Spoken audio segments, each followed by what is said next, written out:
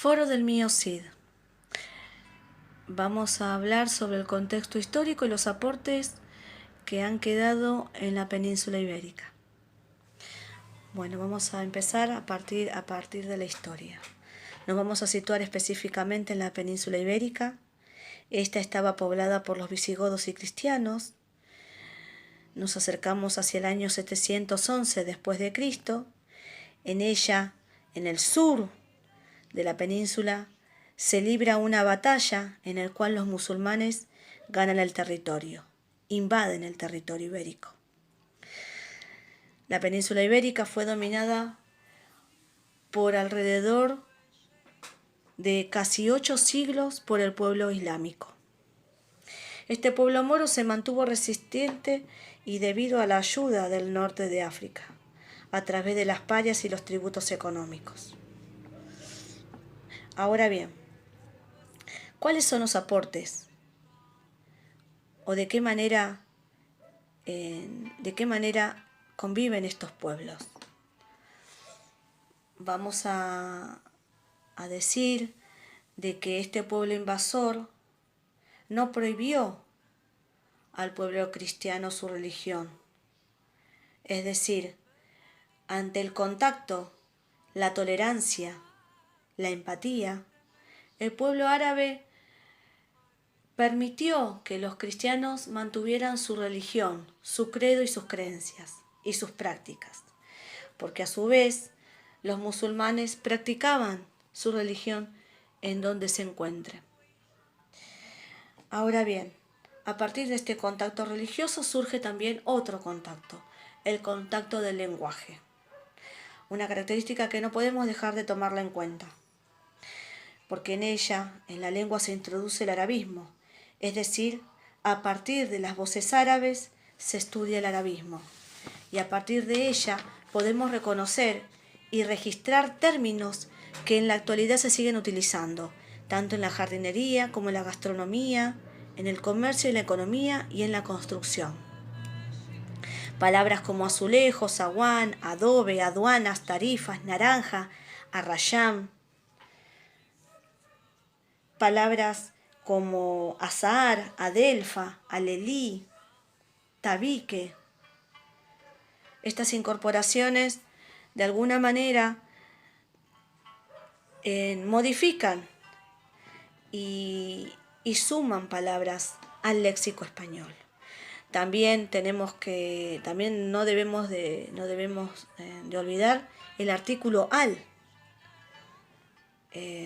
agregado al léxico español.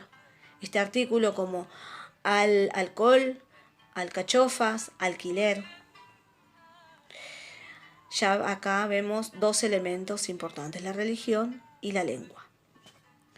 Ahora bien, vayamos un poco más de nuevo a la parte histórica.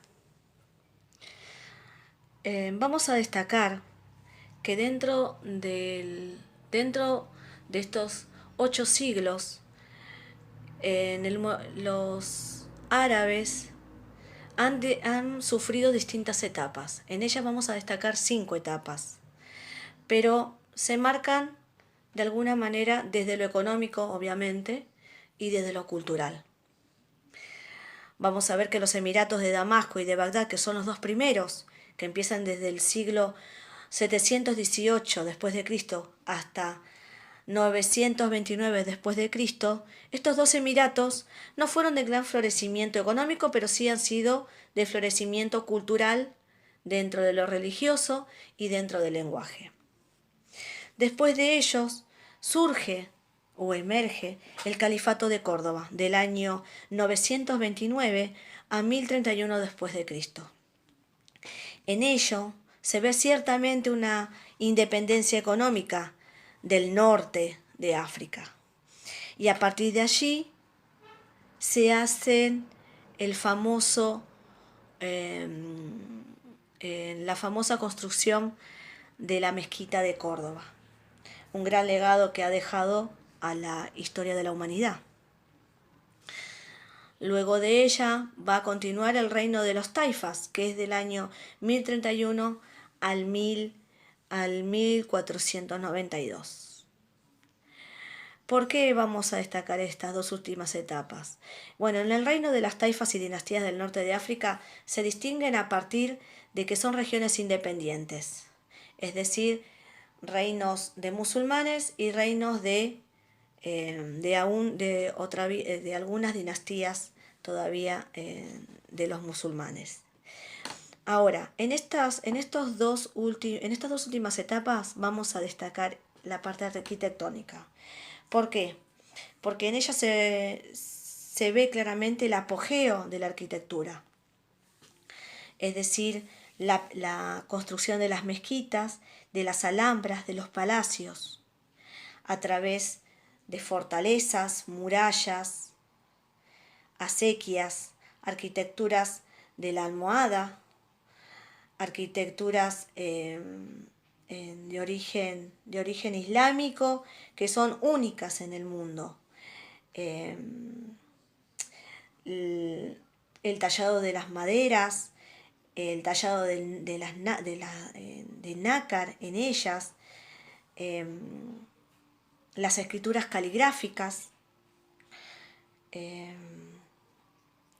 Otro de los elementos que no podemos dejar de decir, la arquitectura como los trabajos dentro de lo artístico del Islam es introvertido, porque ellos no hacen la recreación de la imagen del hombre o del Dios o de las cuestiones religiosas. Ellos más bien hacen la recreación del paraíso, algo que no era común. Y esos son uno de los grandes aportes. Es decir, sus elementos son elementos naturales. Por ejemplo, en el Palacio de Toledo, el elemento principal es el agua, en los cuales se van a ver las escalinatas de agua, en las fuentes de agua, caminando en los lugares, se siente el ruido del agua, algo que no es común. Esas arquitecturas que son únicas, que no se pueden reproducir.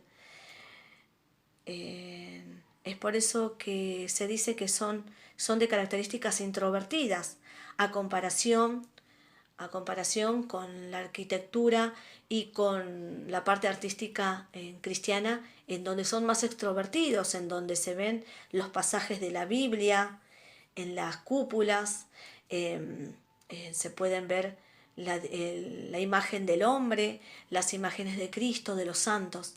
En ellos, en este movimiento musulmán, islámico, que ha mostrado en su parte arquitectónica y en su parte artística, ellos no muestran eso. A lo sumo muestran las escrituras caligráficas, los azulejos, los colores, los tallados, sus cúpulas, que son únicas, que todo va orientándose hacia la mezquita, hacia el sol, hacia dónde se encuentra todo. De alguna manera es de astronomía también, tiene que ver estos palacios, las mezquitas. No son al azar dónde están hechos sus palacios, sus mezquitas.